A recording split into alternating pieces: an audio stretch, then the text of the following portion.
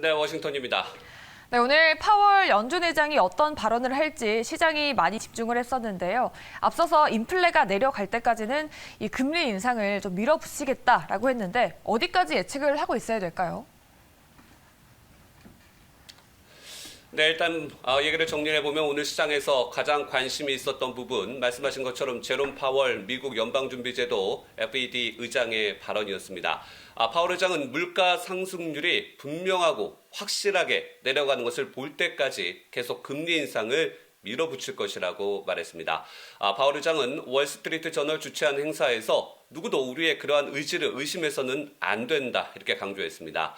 이달 초 기준금리를 0.5%포인트 인상했는데 6월과 7월에도 이와 같은 빅스텝에 나설 것이라는 전망에 대해선 기정사실이 아니라 계획일 뿐이라며 약간의 여지도 남겨뒀습니다. 파월 의장은 5월 연방공개시장위원회 FOMC 정례 회의 후 기자회견에서 75bp 그러니까 이른바 자이언트 스택 금리 인상 가능성에는 일단 선을 그어둔 대신에 두어 달 더 50bp 그러니까 빅스택 금리 인상을 고려할 것이라고 밝힌 바 있었습니다. 파월 의장은 특히 광범위하게 인식된 중립금리의 수준을 넘어서야 한다면 그 일을 망설이지 않을 것이라고 말했습니다. 2.5% 수준으로 추정되는 중립금리 이상으로 기준금리를 끌어올릴 가능성을 시사한 겁니다.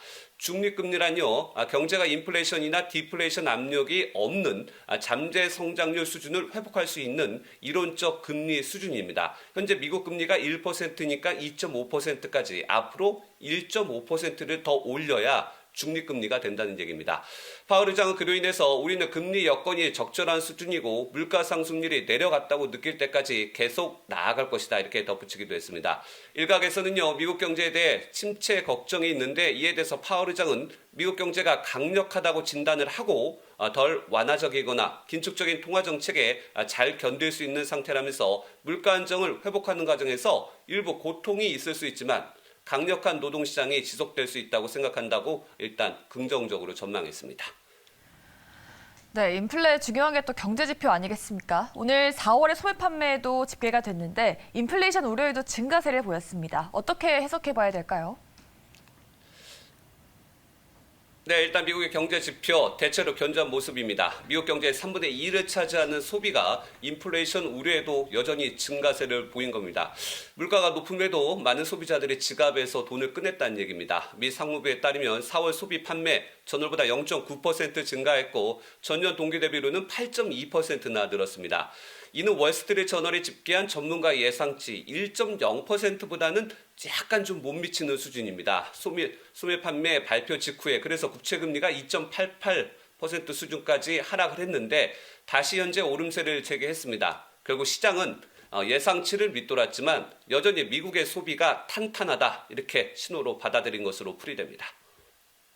네, 다음은 IPEF 관련 소식입니다. 이 바이든 대통령이 이번 주 20일부터 한국과 일본을 방문하게 되는데 이 기간에 중국을 겨냥한 IPEF를 출범한다고 공식적으로 밝혔다고요. 네, 그동안 바이든 대통령이 쿼드 정상회담이 열리는 일본을 방문할 당시에 인도태평양 경제 프레임워크, 이른바 IPEF를 출범할 가능성이 그동안 계속 제기되어 왔습니다. 이 가능성을 오늘 진화 러몬드 상무장관이 공식화했습니다. 러몬드 장관은 인도태평양의 카운터파트와 많은 시간 대화를 했다면서 미국이 인도태평양에서 좀 더 존재감을 드러내고 적극적인 경제 전략을 취해달라는 큰 주문이 있었다 이렇게 말을 했습니다. 사실상 인정한 겁니다. IPEF는 인도태평양 지역에서 중국의 경제적 영향력 확대를 억제하기 위해서 미국이 동맹과 파트너 국가를 규합해서 추진하는 일종의 경제 합의체입니다. 중국이요 영내 포괄적 경제 동반자 협정 RCEP을 주도하고 있고 또 포괄적 점진적 환태평양 경제 동반자 협정 말이 좀 어려운데요. 줄이면 CPTPP가 이를 추진하고 있는 것에 대해서 미국의 입장에서는 견제하기 위한 겁니다. 바이든 대통령은 일본에서 미국, 일본, 호주, 인도의 대중국 경제협의체인 쿼드 정상회담 때 이 일을 개최할 예정입니다. 따라서 이번 동북아시아 방문을 중국 억제를 위한 미국의 인도태평양 전략 그 이행 속도를 내는데 그 계기로 삼으려는 의지가 담긴 것이라는 해석입니다. 미국이 주도하는 IPEF는 우리나라와 일본, 호주, 뉴질랜드가 동참할 것으로 보입니다. 아세안 10개국 가운데는 싱가포르가 참여할 가능성이 크고 필리핀, 말레이시아의 동참 가능성도 거론됩니다. 지난주 바이든 대통령 이곳 워싱턴에서 아세안 국가를 처음으로 백악관으로 불러들여서 정상회의를 개최했는데 이는 모두 중국 견제를 위한 사전 포석이었습니다. 그 결실이 어떻게 나타날지 IPEF 결과에도 관심이 집중됩니다. 네, 이 IPEF에는 우리나라도 동참할 것으로 보이는 만큼 결과가 어떻게 될지 좀 지켜봐야겠습니다. 다음으로 미국의 코로나 소식도 살펴보겠습니다. 그동안 확진자 수가 많이 감소되면서 미국에서는 마스크를 벗고 다닌다고 저희가 저번에 짚어드렸었는데 지금 재확산 조짐을 보이면서 다시 마스크 권고 조치가 내려졌다고요. 네, 좀 분위기가 심상치 않습니다. 미국의 지난주 하루 평균 코로나19 신규 확진자 수 9만 5천여 명이었습니다. 얼마 전까지만 해도요, 2만 명대 밑으로 떨어졌는데 지금 3배 이상이 지금 오른 겁니다. 지난해 여름 델타 변이가 크게 확산하던 때와도 비슷한 수준입니다. 특히 북동부와 중서부 지역에서는 2주 사이에요, 환자 수가 최대 200% 넘게 늘었습니다. 여름이 오면 남부 지역에서도 재확산이 이어질 것이라는 경고도 나오고 있습니다. 미국은 대부분 많은 사람들이 자가진단 키트로 집에서 검사를 많이 하는데 양성이 나와도 그 결과는 공식 집계에 잡히지 않고 있습니다. 따라서 실제 확진자 수는 더 많을 것으로 추정이 됩니다. 뉴욕주를 비롯해 감염이 급증하고 있는 지역의 보건당국들 잇따라 실내 마스크 착용을 다시 권고했고요. 포드 등 일부 기업들은 마스크 착용을 아예 다시 의무화했습니다. 미 보건복지부는 공중보건 비상사태 연장도 검토하고 있습니다. 미 보건당국은 이번 확산이 다시 또 대유행으로 이어지는 것을 차단하기 위해서 3차 무료 자가진단키트 보급도 실시하는 등 방역 대책 강화에 나섰습니다.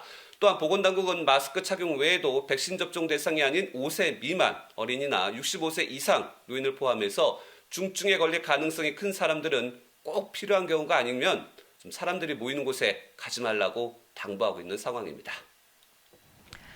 네, 마지막으로 총기 사건도 궁금한 부분입니다. 버팔로 총기 사건이죠. 미국에서는 이 충격 사건의 여파가 계속되고 있는 것 같은데요. 이 바이든 대통령이 오늘 현장을 찾아서 인종 범죄 총격 사건을 국내 테러로 규정을 했다고요.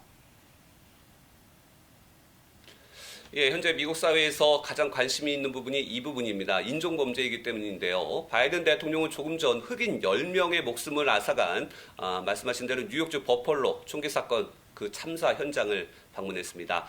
바이든 대통령은 이 사건을 국내 테러로 규정했습니다. 그리고 미국 곳곳에 만연한 백인 우월주의를 독이라고 얘기하면서 거부해야 한다고 촉구했습니다. 특히 바이든 대통령은 백인 우월주의에 대해서 침묵하는 것도 공범이라면서 인종차별적인 대체 이론을 음모론에 대해서 거부해야 한다고 강조했습니다. 이 대체 이론이라는 것이요, 백인들이 유색인종에 의해서 대체될 것이라는 백인이 만든 우월주의자들의 음모론입니다. 지난 14일 버펄로 동부 흑인 주거 지역의 한 슈퍼마켓에서 발생한 총기 난사 사건도 이를 추종한 18세 청소년 페이트 젠드런에 의해서 발생을 했습니다. 흑인 10명만 사망을 했습니다. 노리고 사격을 했다는 얘기죠. 그런데 이에 대체 이론이 일부 보수적인 공화당 의원의 주장으로도 나타나고 있습니다. 따라서 일부에서는 워싱턴 정가에서는 주류가 될 수 있다, 이런 우려도 커진 상황입니다. 이로 인해서 공화당 내에서도 이 같은 이념과 생각을 지닌 인사들과 결별해야 한다는 자성의 목소리 끊이지 않고 있습니다. 지금까지 워싱턴에서 전해드렸습니다.